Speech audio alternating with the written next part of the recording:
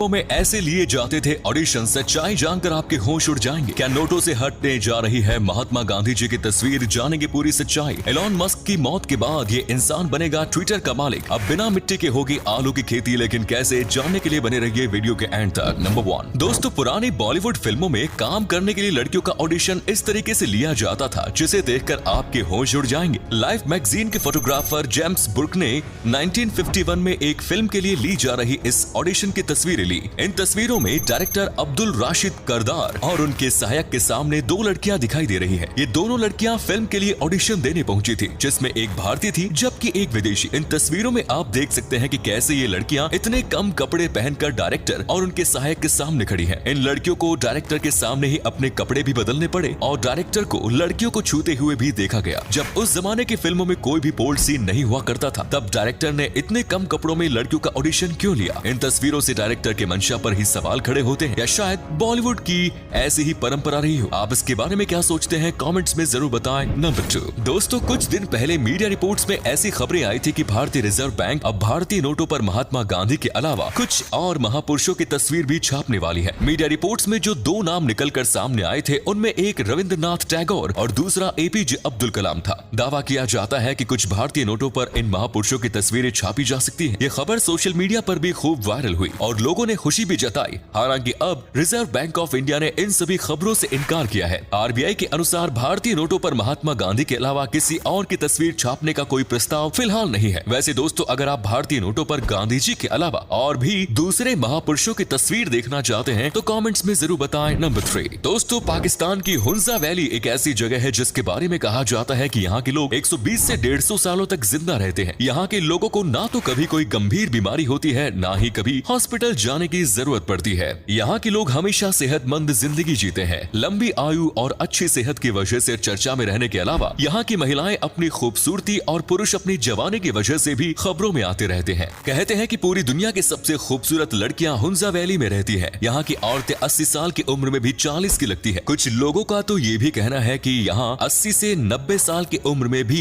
गर्भ धारण कर सकती है ये औरतें, और यहाँ के पुरुष भी इतनी उम्र में बाप बनने की क्षमता रखते हैं। हुंजा वैली के लोगों की सेहत भरी जिंदगी का राज है ये कि ये लोग पूरी तरह से प्राकृतिक संसाधनों से ही अपने खाने पीने की चीजें लेते हैं। हरी सब्जियां, ताजे फल फूल, दूध, दही, साफ वातावरण, ग्लेशियर से आने वाला शुद्ध जल, शारीरिक मेहनत और पूरा आराम लोगों की सेहत बड़ी लंबी जिंदगी का राज है। नंबर 4 दोस्तों, एलॉन मस्क $43 बिलियन में ट्विटर को खरीद चुके हैं। हालांकि ये डील कानूनी तौर पर अभी फाइनल नहीं हुई है, लेकिन फिर भी हम कह सकते हैं कि एलॉन मस्क ट्विटर के मालिक बनने वाले हैं। जब एलॉन मस्क ट्विटर के मालिक बन जाएंगे और अगर कभी उनकी मौत हो जाएगी, तब ट्विटर का मालिक कौन बनेगा?